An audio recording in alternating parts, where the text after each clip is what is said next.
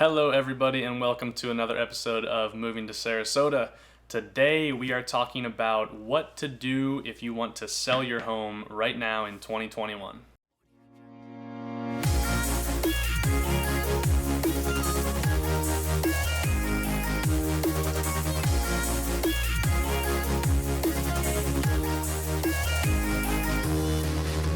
What is going on, everybody? Drew Beyer here, your local Sarasota Florida realtor, and today, like I said, we're going over what you can do to maximize the amount of potential profit from selling your home. It's a big seller's market out there still. A lot of people are kind of on the fence about it. Maybe they want to sell, maybe not, but regardless of what your situation is, here just want to, go over a couple things to prepare you to, put your house on the market and what you should probably do beforehand if you're potentially looking to sell. But real quick before we get into that, if you guys could like and subscribe, really helps me out, helps grow the channel so I can keep doing what I'm doing here. And also do click the link in the description below for the Facebook group, Moving to Sarasota Bradenton area. Got like 7,000 members in there, like I said before, ton of awesome stuff going on, locals, people moving here, everybody helping each other out, different conversations going on, questions being asked, a lot of good stuff in there, so join that if you haven't already. But yeah, other than that, let's get into these top tips for selling your house. Alrighty, so first off, the first tip would be any maintenance that you've been kind of putting off. We call this deferred maintenance. Try to take care of that, whether it's something minor like maybe pressure washing or like a little bit of painting here and there, or if it's something more major, whether or not it's major or minor, probably just take care of it if you can, if you can afford to do it right now, because it will pay you back probably several fold.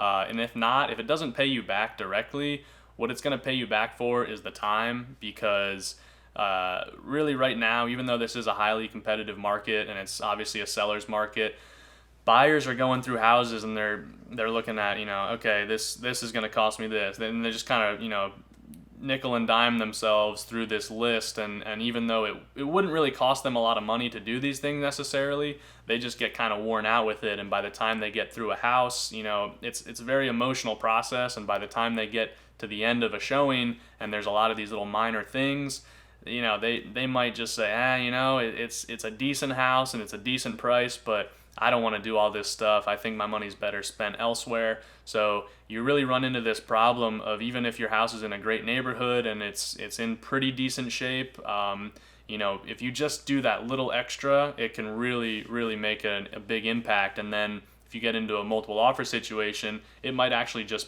pay you back, and you might make more money than you even spent on the repairs. Or if you did it yourself, you made money off that time, because now you've got a bunch of people bidding for the house because it looks great and people want it. So definitely take care of those little maintenance things if you can, because it's even though they're little things, it just adds up in a buyer's head, and they get emotional about it. Number 2 is going to be declutter, and a lot of people probably think to themselves like, man, I definitely do need to do this, but it is a big deal, like whether it's just a little bit, or if you have a ton of boxes and knickknacks and stuff all around your house, like whether it's little things or big objects or whatever, it matters a lot. Like a really good way to kind of check yourself is go into a local builder or a big national builder that's in your town or your city, wherever you're at.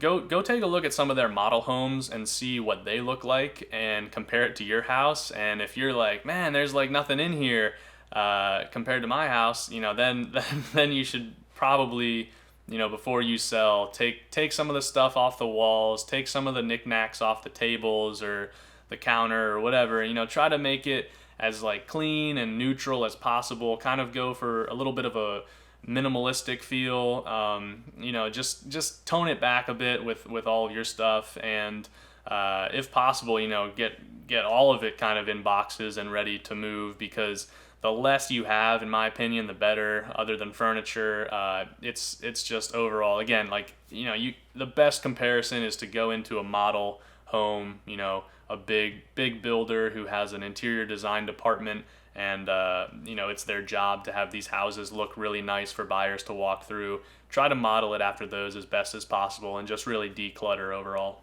All right, next up is going to be what I like to call kind of light and bright, and it's depending on the level that you're willing to go to, could be very minor or it could be a little bit more of a process. So the number one step is when you're having a showing, or if you know that you're about to have an open house or whatever, open all your windows, not your windows, but your curtains and your blinds. Make sure that light's coming through them, and make sure they're clean so that the light comes through as much as possible. It doesn't look like it's like a frosted window or something. And if you want to go more major with this, you could look around at your house and say, okay, this wall is pretty dark, we should paint it a lighter color, or this flooring is super dark, we should paint it, or we should install new flooring that's a lighter color. And that really goes a long way. But again, you got to weigh the pros and cons of doing bigger projects like that. If it's a simple thing like your living room is painted brown right now, and you could paint it a really nice like light or white shade, that's probably one that you can just do yourself, and I would definitely recommend it. But if it's something big like a 2,000 square foot flooring project, maybe you don't do that if it doesn't really necessarily reflect in the value of your home. That's something you got to talk to your agent about for your specific example. But overall, light and bright right now, definitely the way to go, and just some little things can probably improve your sale pretty decently.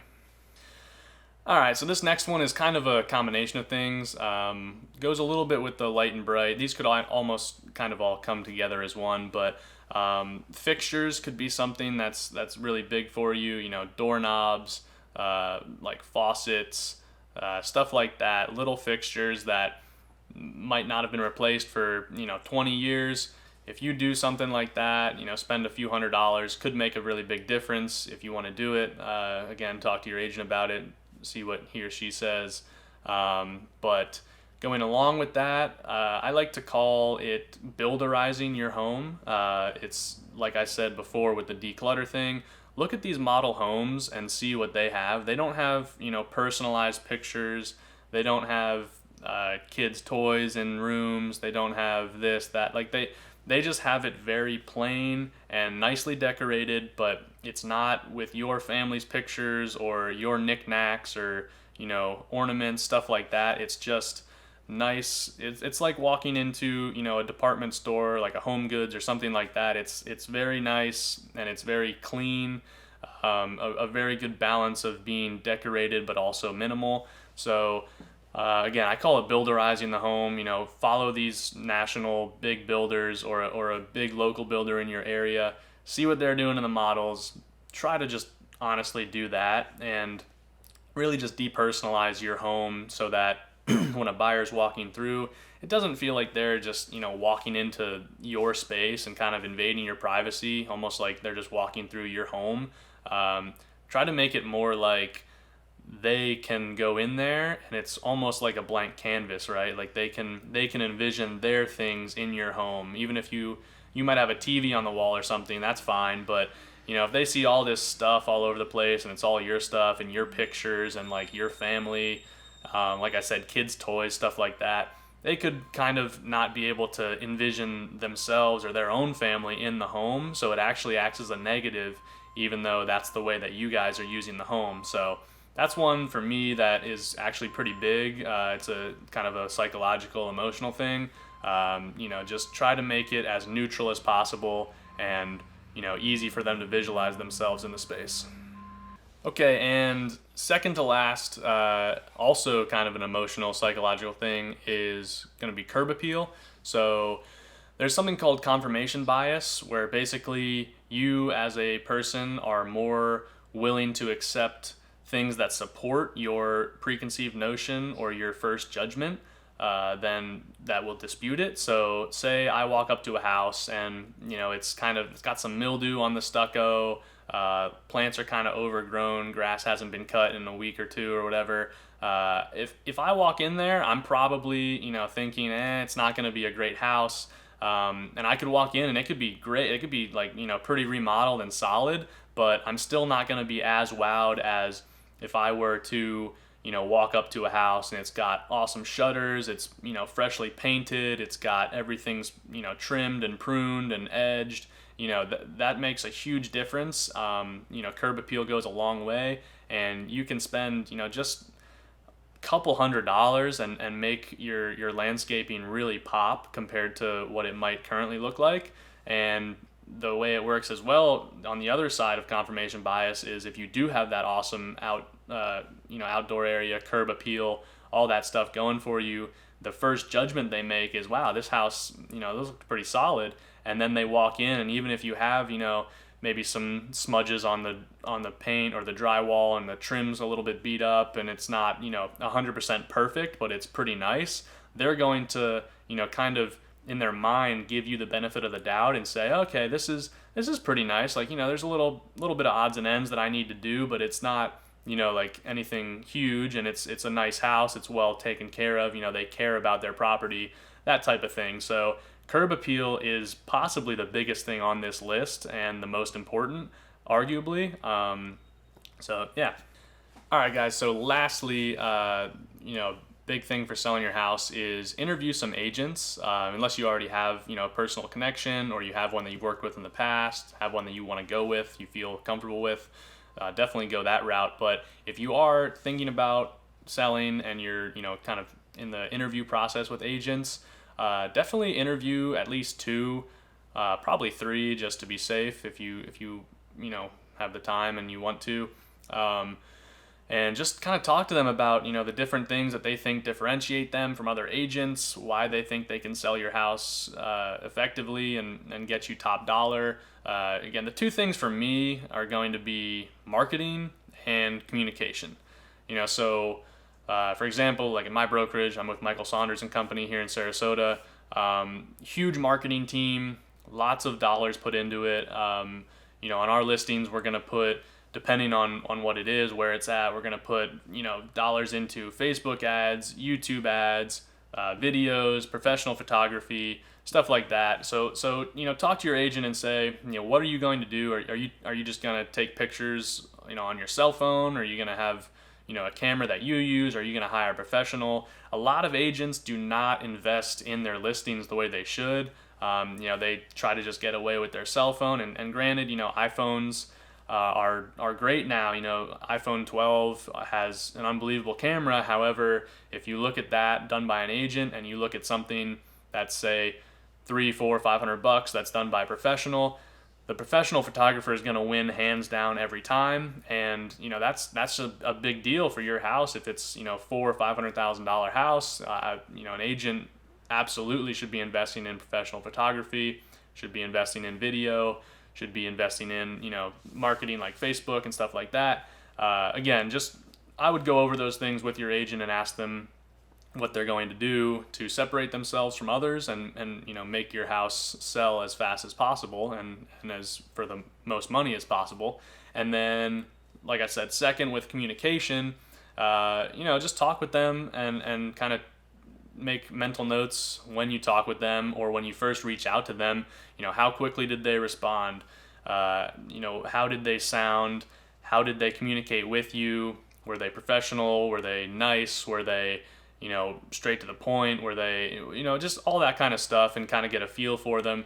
These are very important things because basically how they're interacting with you is going to show you how they interact with other agents, how they respond to showing requests, how they sell your property to other people, how they talk about it. All these things are huge, especially in a market like this where if you're not communicating effectively, you're not in a good spot, because you might have 10 agents, for example, on the first day a listing goes live that are reaching out to you, and you need to be able to give them all the info about the property, how they can show it, if there's any open houses, when they're taking, highest and best offer, if it's in a multiple offer situation, everything like that. It all comes into play, and without effective communication or systems and processes in place to handle these types of volumes, it could just be a bad situation and ultimately hurts you because you don't get top dollar for your property, or you miss out on